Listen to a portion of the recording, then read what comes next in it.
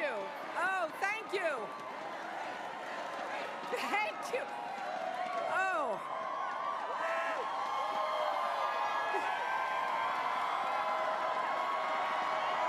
Are we going to win this election in 2016? Yes, we are. Thank you. My heart is just racing. I am so excited to be here, grateful for everything you and this state have meant to me and to my family. I'm honored to have the support of so many proud New Hampshire Democrats and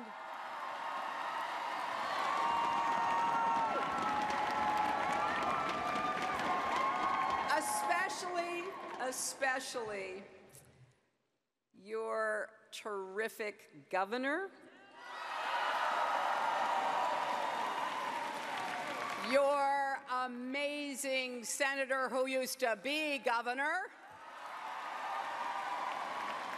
You know, Maggie and Jeannie are women who know how to solve problems. And they bring common sense and common purpose to everything they do. I also want to thank Congresswoman Annie Kuster, all the state senators and representatives, executive counselors, local leaders, grassroots organizers, and especially volunteers who are working their hearts out for this campaign.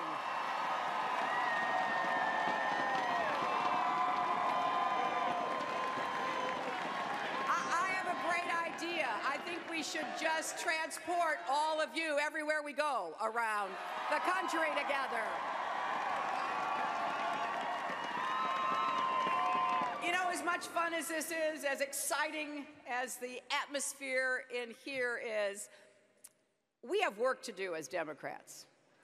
I want to be your partner to build our party here in this state and across our nation to keep our progress going. We've come a long way, haven't we, these past 6.5 years, and thanks to the hard work and sacrifice of the American people and to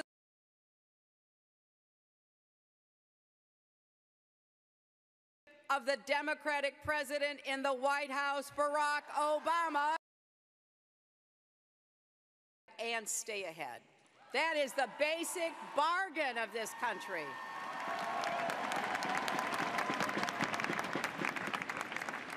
You know, that's the promise that my grandfather believed in when he went to work every day in the Scranton lace mills. I'm the granddaughter of a factory worker who believed in America and that life could be better for his children, and it was. His 3 sons went to college. My dad, after serving in the Navy in World War II, he started a small business. He saved and he sacrificed because he believed his small business, printing fabric in Chicago, could provide us with a middle-class life. And you know what? It did. And now, within 3 generations, from that factory worker to that small business owner, I'm standing here asking for your support to be president of this great country that we love.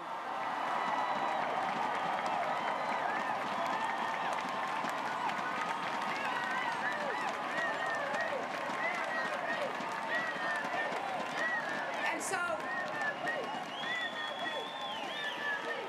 that is what we are fighting for as Democrats. We are fighting to make sure that dream, that promise, is just as vital and real tomorrow and the years later as it was for my grandfather and my father. You know, when my husband put people first,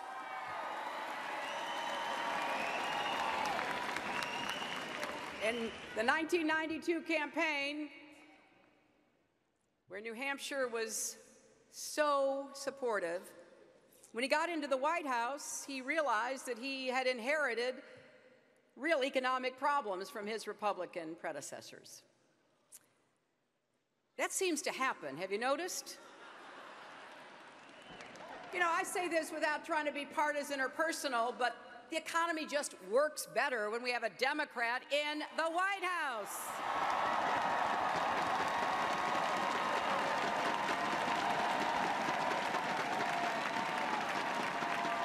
And so, after 8 years of hard work, a lot of political heavy lifting, the end of Bill's second term, there was a really important set of statistics that represented the progress we made.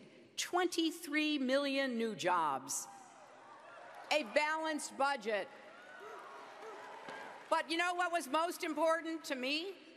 For the first time in decades, everybody benefited, not just those at the top, but people in the middle, people at the bottom, everybody saw their incomes go up.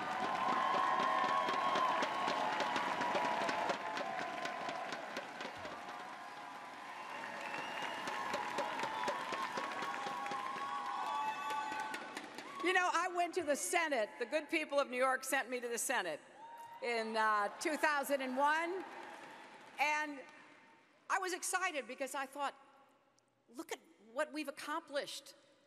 We have turned around the economy. We have taken control over our fiscal future.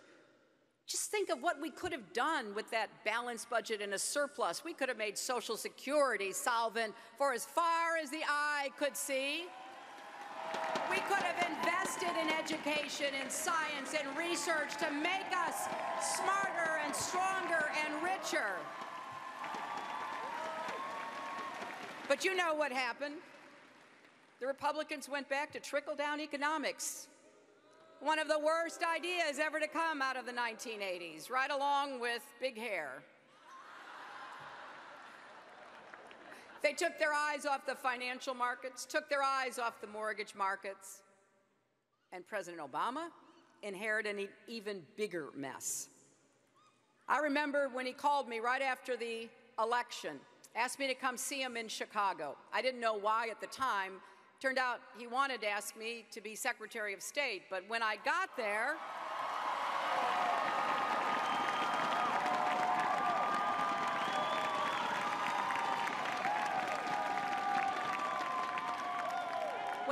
what he wanted to talk about was how dangerous the economic situation was. He said, it's so much worse than they told us. He was worried about a great depression, not just a great recession.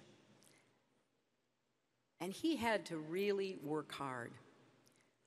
Under his leadership, and thanks to the sacrifice of so many Americans, we pulled back from the brink of depression, saved the auto industry, curbed Wall Street abuses, and provided health care to 16 million people.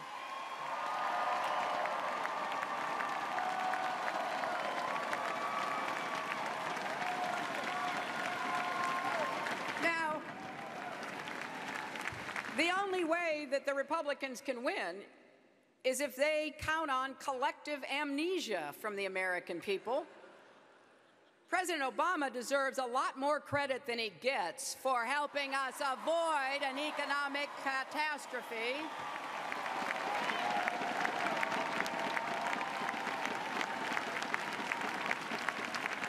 And I know it's very inconvenient for our Republican friends, but the facts do speak for themselves. Economic growth is stronger under Democratic presidents. Unemployment is lower. The stock market rises faster. Businesses do better, and deficits are smaller. And one of my favorite inconvenient facts, under Republicans, recessions happen 4 times as frequently as under Democrats. So one would have to wonder, why would anybody who cares about the economy, which is all of us, why would anybody who cares about seeing paychecks rise again, fighting inequality, raising the minimum wage, dealing with the challenges that confront us, believe that going back to the failed policies of trickle-down economics would help anybody except for those people at the top. You know, I am not running for my husband's third term or President Obama's third term. I'm running for my first term.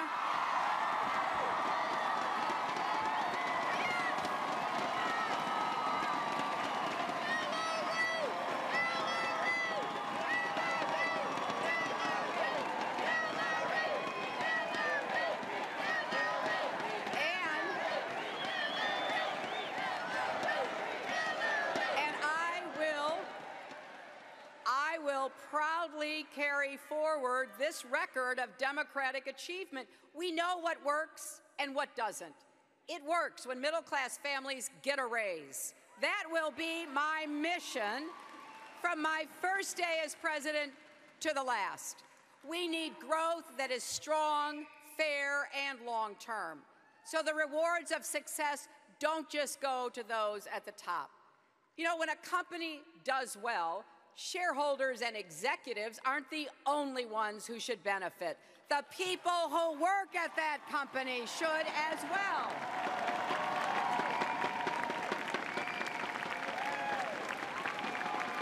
The people who actually produce the profits should share in them. If it can work for Market Basket across New England, it can work across America.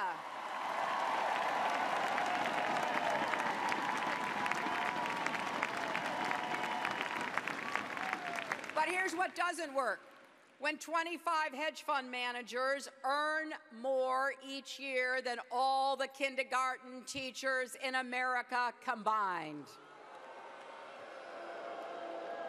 There's a tax loophole that lets them treat their pay like investment gains, you've heard of it, the carried interest loophole, rather than normal income like everyone else. I have called for the ending of that loophole since 2007. I am sick of multimillionaires paying a lower tax rate than a teacher or a nurse. That is wrong. I'll close that loophole.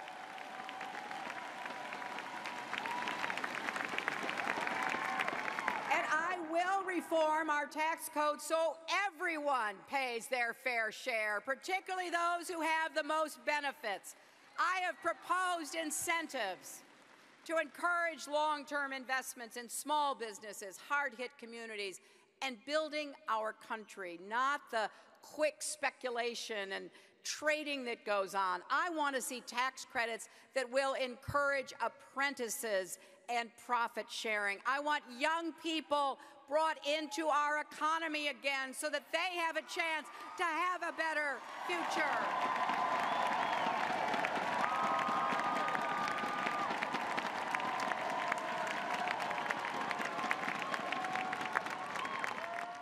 Raise the minimum wage so no one who works hard in America has to live in poverty. I'll fight for small businesses that create the jobs in America.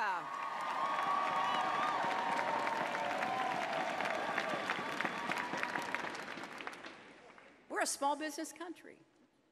I want to be the small business president. I don't think we should be tilting our tax code, our economic policy toward big businesses that can hire lawyers and lobbyists. Most jobs in America come from small businesses. That's why I have a plan to make it easier for entrepreneurs to get loans and avoid red tape. I'll hold corporations accountable when they gouge Americans on drug prices or pollute our environment or bust unions and exploit workers.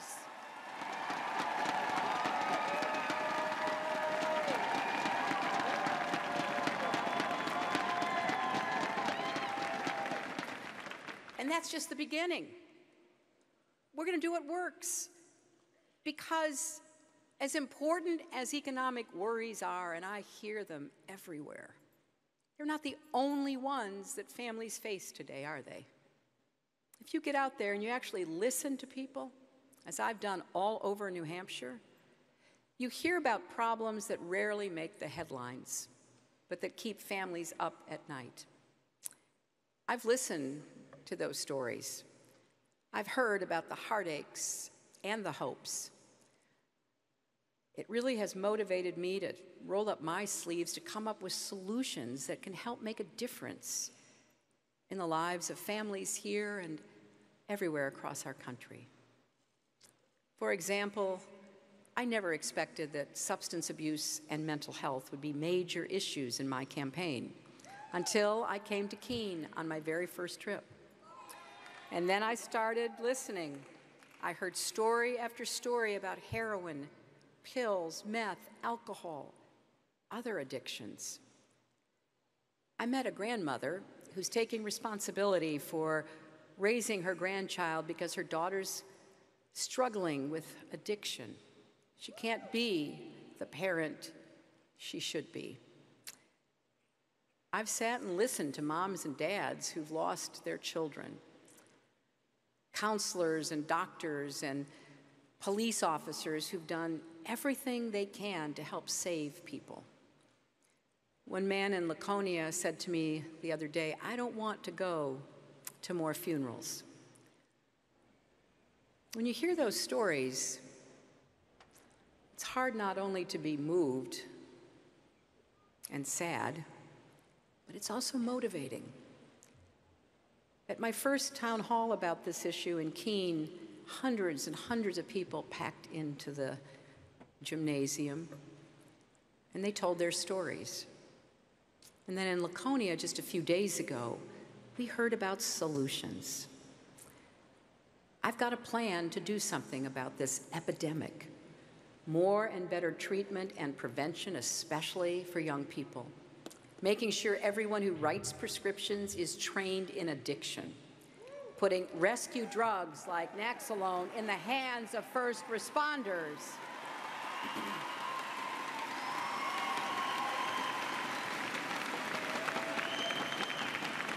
Criminal justice reform so nonviolent drug users get time to heal instead of time in jail.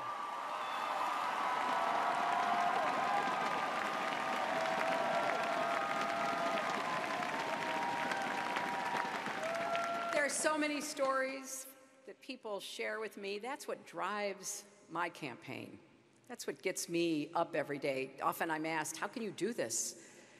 Well, it is challenging, but it's also incredibly rewarding because I meet people who are so resilient, so filled with purpose and hope. I want to be the president who takes on the big challenges. Look, we have to worry about how we make sure Iran never gets a nuclear weapon. We have to deal with the refugee crisis in Europe and so much else. But I also want to be the president who keeps listening, who hears about the challenges you talk about around your kitchen table, like student debt. A student here in New Hampshire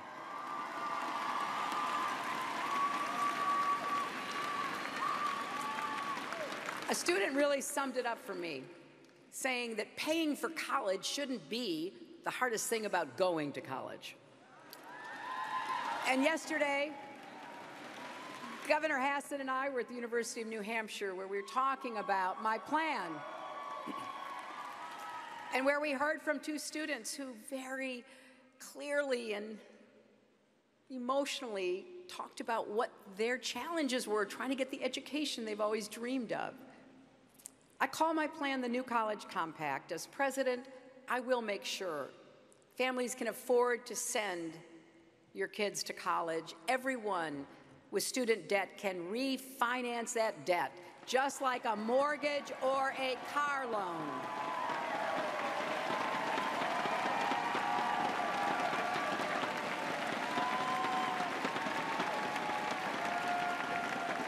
Cost won't be a barrier anymore, and debt won't hold anyone back. I also have to say that I've heard a lot about another challenge that gets too little attention in our long-term looking forward into the future about what kind of country we're going to be and how we can help people live up to their potential, and that is the caregiving crisis in America.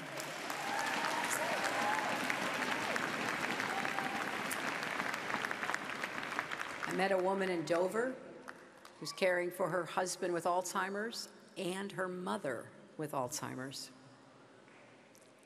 I just met a young man backstage who's had to go to part-time work to take care of his mother with Alzheimer's. People don't know where to turn. They don't know where to get help. As a senator, I passed a law giving family caregivers more support. And as president, I will make this a national priority for families, number one.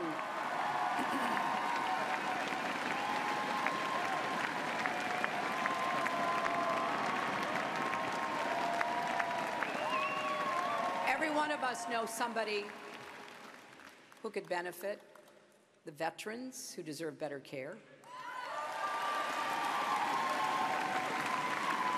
the parents of children with autism who need help and solutions,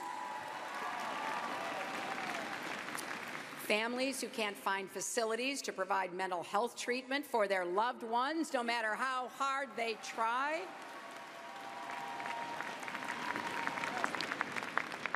You know, it was summed up for me by the single mom who's juggling a job and courses at a community college while raising 3 kids alone. She said, look, I don't expect anything to come easy.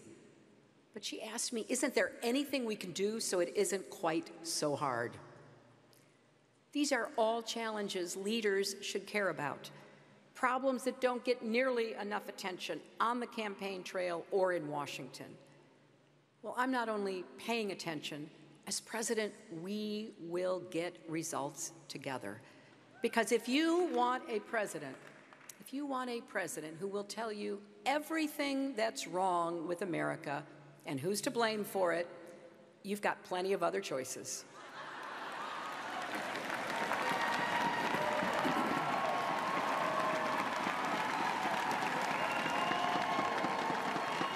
And my goodness, didn't we hear enough of that the other night at the Republican debate?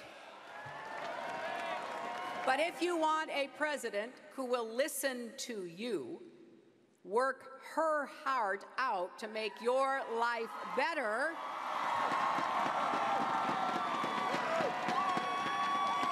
and together to build a stronger, fairer, better country, then you're looking at her.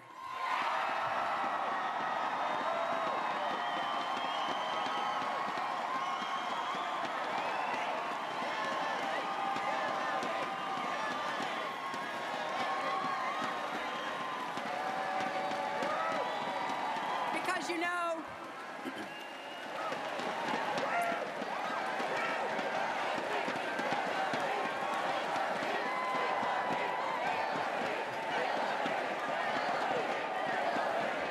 folks, this election ultimately is about finding a leader with a vision for the future, broad enough to encompass this great country of ours and the skill and determination to lead us there. Someone who can defend and build on the progress we've made, not let it slip away or get ripped away. I will stand up to all the attacks from the super PACs and the Koch brothers every chance I get.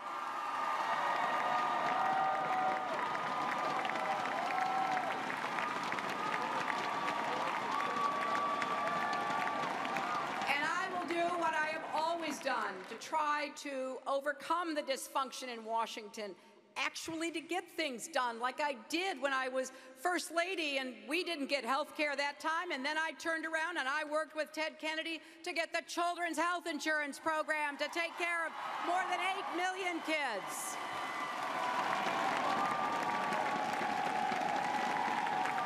Or when I was in the Senate, and I realized that our National Guard didn't have the same access to health care, and I teamed up with Lindsey Graham, and we passed it, so now every single one of our National Guards has that same option that they should have had before.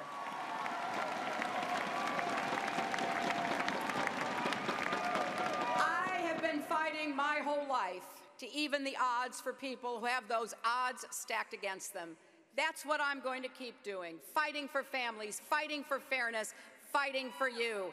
And I've learned that through a lot of experiences, but I really learned it first from my own mother. Abandoned and mistreated by her family, she was out on her own at 14 working as a housemaid. She channeled her hardships into a deep commitment to serving and respecting others. She's been my touchstone, guiding me through my life of service. My first job out of law school wasn't at some big New York law firm. It was with the Children's Defense Fund, standing up for kids who needed a fighter.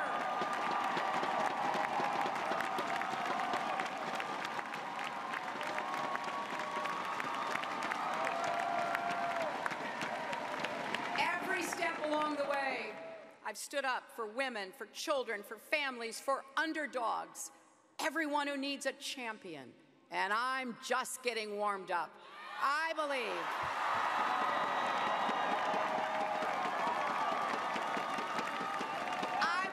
in America, but I believe in America we should have each other's backs.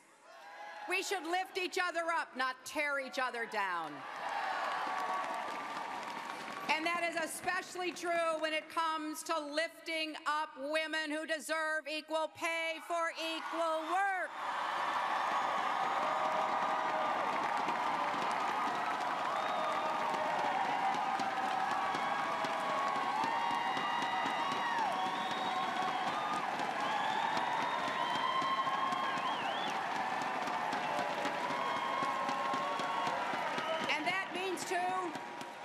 Every family deserves access to quality, affordable child care so they can actually go to work.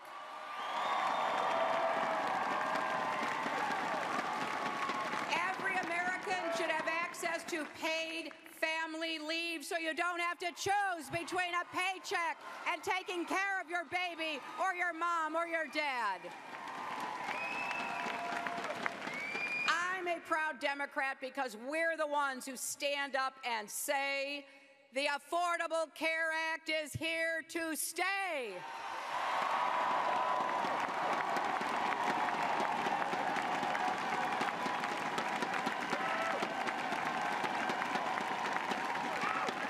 We have come too far. We have fought too hard to let anyone take it away. We're the ones also who understand we have to make Social Security even stronger, and especially for widowed, divorced, and single women who are the poorest older people in America.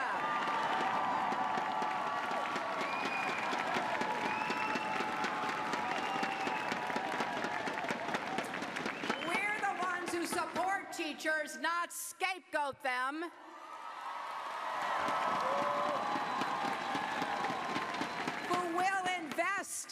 And universal pre-kindergarten and early childhood education so all of our kids get the best possible start.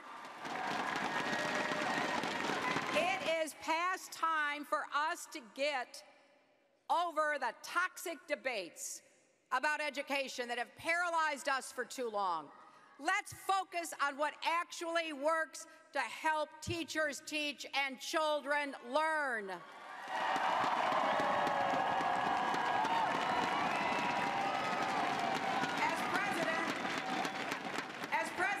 I'm going to actually listen to teachers and learn what they know from being in those classrooms every single day.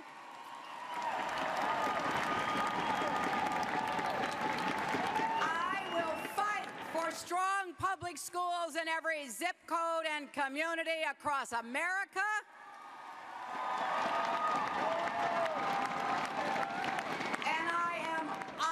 I am honored to have earned the endorsement of the NEA right here in New Hampshire.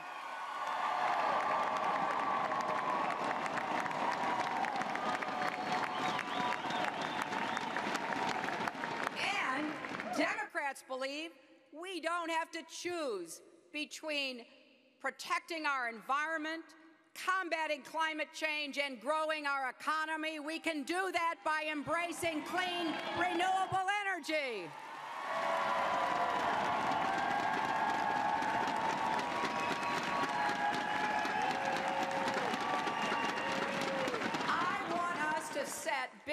goals in this country again. I can remember, I think there's a few of you who also can remember, when President Kennedy challenged us to send a moon mission that would land a man on the moon and bring him back within a decade. And a lot of people thought that was impossible, didn't they? Nobody knew what would happen. I was sure because the president set that goal that America could get it done, and we did. That's the kind of president I want to be. I want to challenge us again, particularly young people again.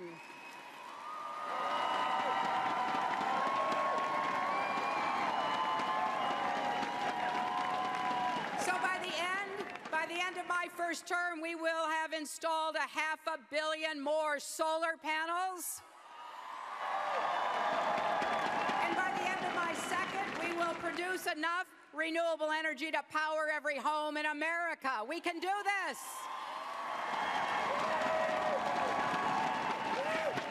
We can take on climate change, not deny it, but take it on. And at the same time, create millions of new jobs and businesses that will make America the clean energy superpower of the 21st century.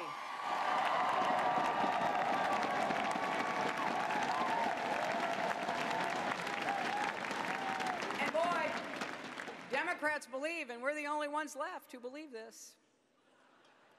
We have to stop the flow of secret, unaccountable money that distorts our elections and drowns out the voices of American voters.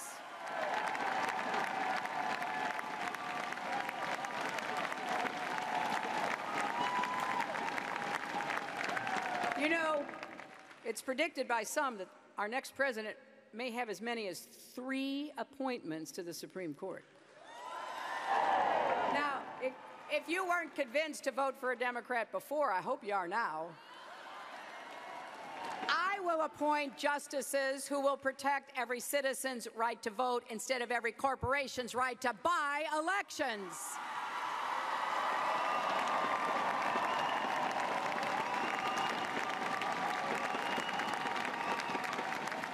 And if necessary, I will work to pass a constitutional amendment to undo the Supreme Court's decision in Citizens United.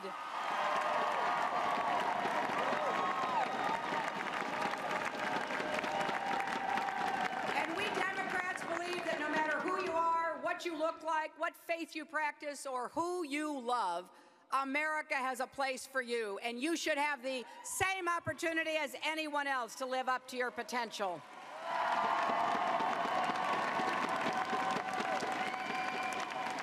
So we have a great agenda.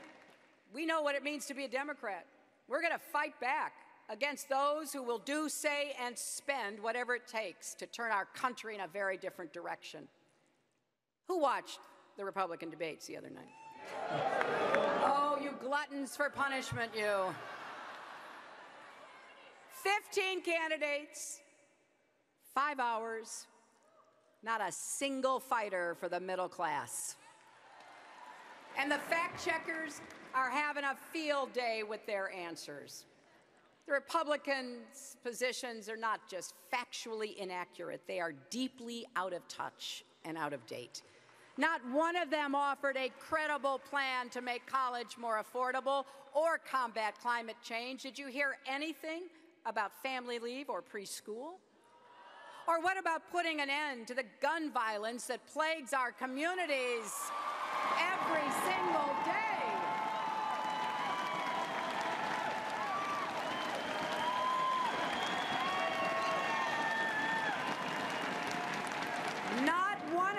Not one of them is willing to say loudly and clearly, Black Lives Matter.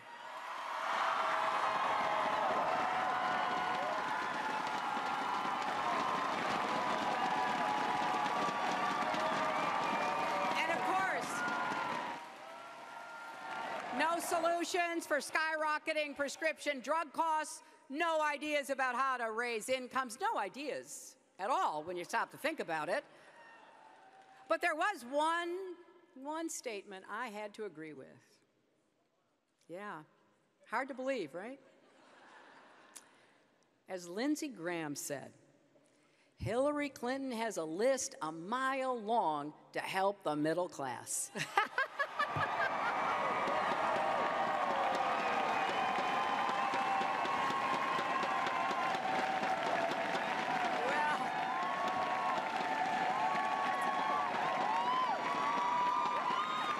right about that. He's absolutely right about that. I do. It was the most honest thing anyone said that night. And I'm going to keep adding to that list. Keep fighting for the middle class. Keep showing that voters have a real choice in this election. Don't be distracted by their flamboyant frontrunner, trying to bully and buy his way into the presidency. His latest outrage, the way he handled the question about President Obama, was shocking, but not surprising. He's been trafficking in prejudice and paranoia throughout this campaign.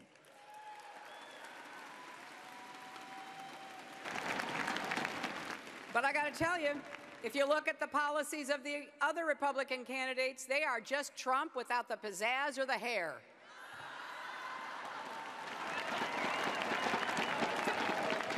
He says hateful things about immigrants. They don't support a real path to citizenship. We need comprehensive reform, not demagoguery and deportations.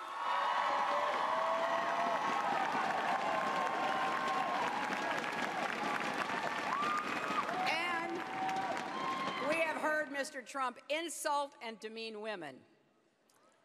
You know, by the way, Donald, when you say you cherish women, that really doesn't make it any better. Why don't you stop cherishing women and start respecting women?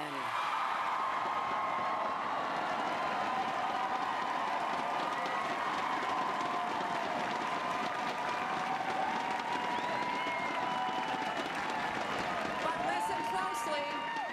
Listen closely. He's not the only one. All of the Republican candidates want to defund Planned Parenthood. Many are willing to shut down our government to do it, no matter the consequences for our country. We are talking about a women's health service that provides 500,000 breast cancer exams every year. That's what they want to stop. Here in New Hampshire, you know about this. Last month, your executive council cut off funding to Planned Parenthood in this state. Well, actually, 3 men on the executive council voted to deny women access to health care across New Hampshire. I'd like them, along with the Republican candidates, to meet the mom who caught her cancer early thanks to a screening, or the teenager who avoided an unintended pregnancy because she had access to birth control, or the survivor of sexual assault who got emergency contraception.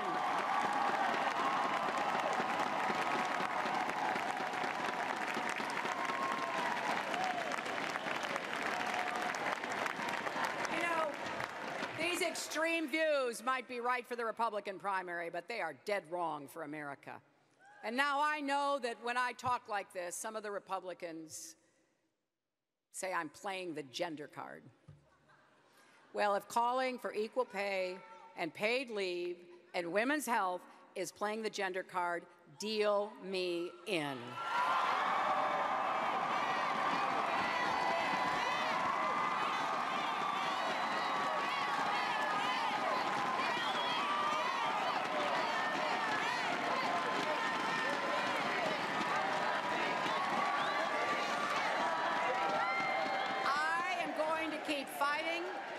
I'm going to fight until every woman has the rights, the opportunities, and the respect she deserves, until every little girl in America knows without a doubt she can grow up to be anything she wants, even President of the United States.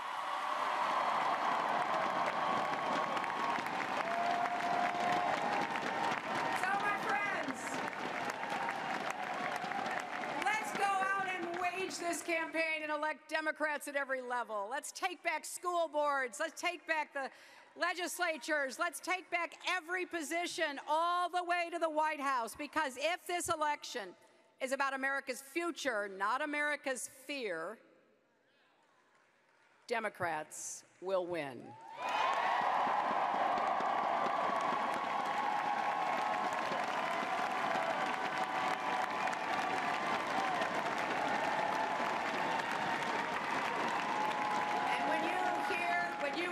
Mr. Trump saying he wants to make America great again, respond, America is great. We just need to make it work for all the people in our country again.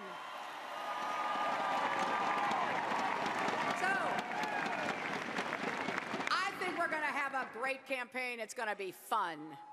Because what makes the other folks uncomfortable is what makes America what we are today. Our diversity, our ingenuity, our innovation, the signs of American dynamism, our immigrant culture, all that we do to really build a country where everybody has a place, where there are no limits on what we can achieve when we put our common interest ahead of our self-interest and our common sense ahead of nonsense. I am fighting for that America. I'm fighting for all Americans, not just some, for the struggling, the striving, and the successful. I'm fighting for everyone who's ever been knocked down but refused to be knocked out. I am fighting for you, Democrats, and New Hampshire, and America. Let's go out and make the future we want to see. Thank you all.